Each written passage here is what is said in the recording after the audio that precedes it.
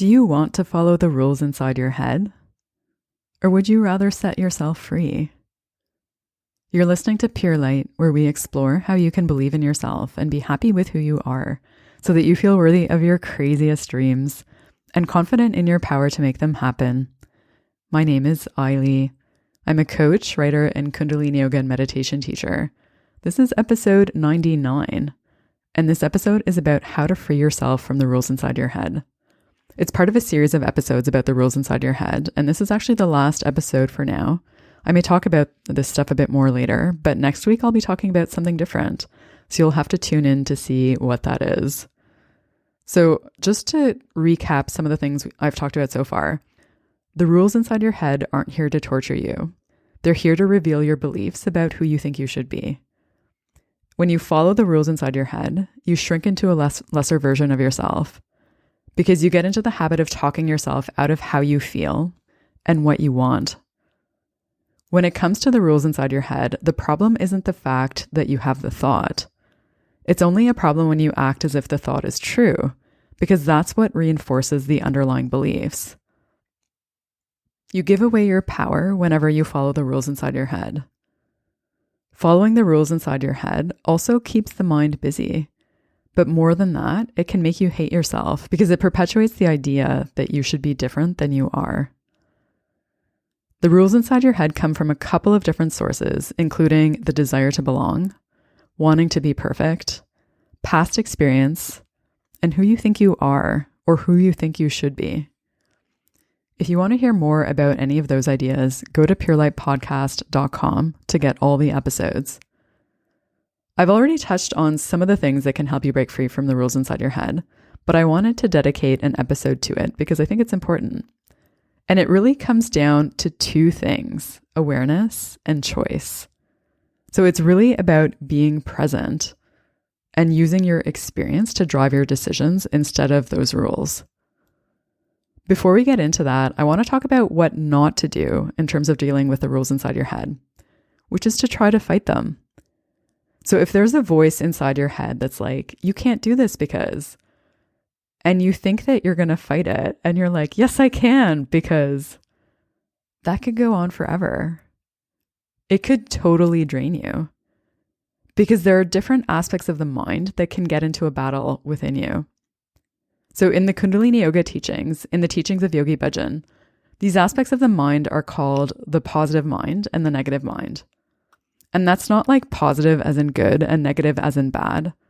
It's more like positive as in the part of the mind that wants to expand and hit the gas pedal and take risks. And the negative mind is the protective part of the mind. So it's the part that's trying to slam on the brakes and trying to contain everything and make everything safe. And because those are polarities, there's no winning if you get into that cycle of going back and forth between the two. So instead of getting stuck in that with no resolution in sight, remember that the rules inside your head are just an aspect of the voice inside your head. So if you ever do get caught up in that, you can use the same technique I talked about in the episode about how to get out of your head, which is to focus on the breath and on the body. Because there's only so much you can focus on in any given moment. If you focus your attention away from the voice inside your head, and instead focus on feeling your body, like really feeling into it, noticing your feet on the floor and feeling the aliveness within them, and then scanning up and noticing each part of your body on its own. And then also noticing the breath. So noticing the breath flowing in and out and feeling all of the sensations associated with that. So when you focus on that, the voice will fade into the background. Okay, so now that we've talked about what not to do, which is to get stuck in that battle, let's talk about what to do to break free from the rules inside your head. So whenever you have a thought like, you can't do that because, or you shouldn't do this because, or I have to do this. So whenever you have a rule inside your head, remember this: the problem isn't the fact that you have that idea in your head. It's only a problem when you act as if it's true, because that's what's reinforcing the idea or the belief. And that's also what's creating that gap between who you are right now and who you think you should be. So we all have automatic patterns of behavior in how we respond to things. And sometimes we may find ourselves following a rule unintentionally because we've gone unconscious for a moment, like we've gone into an autopilot response with an automatic thought and behavior pattern coming up. So if you're following the rule automatically or compulsively, it means you don't have awareness that you're doing it. But as soon as you're aware that you're following a rule, you're no longer doing it unconsciously. And you have a choice as to whether or not you want to keep going down that path. So awareness is success, no matter at what point you are in the process. So noticing the behavior that resulted from the rule inside your head, and noticing the thought, that rule that drove that behavior. Awareness of those two things is really the first step to breaking free. And that puts you back into the position of power where you can make a conscious choice about what you want to do and whether or not you want to follow that rule. So the second step is to make that choice, is to decide what is the best choice for me right now. When you follow the rules inside your head, you don't react to what's here and now. You react based on past experience because the rules are all based on ideas you've adopted in the past. And there are assumptions inherent in that. I talked about those in the last episode. So before you make a choice, it's really important to tune into the experience you're having in the moment and use that to inform your actions instead of the noise in your head. So notice what's going on in your body. Notice what you're feeling physically and emotionally. And tune into the wisdom of that.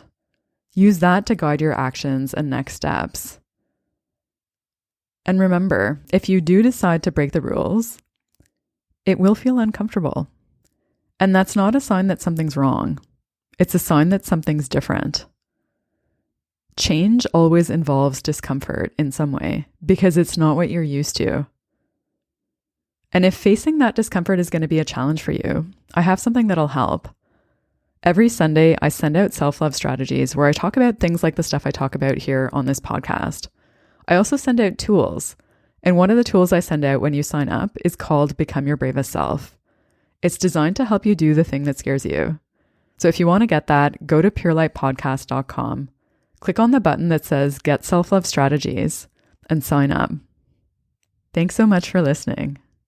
Until next time, may you be guided by your light.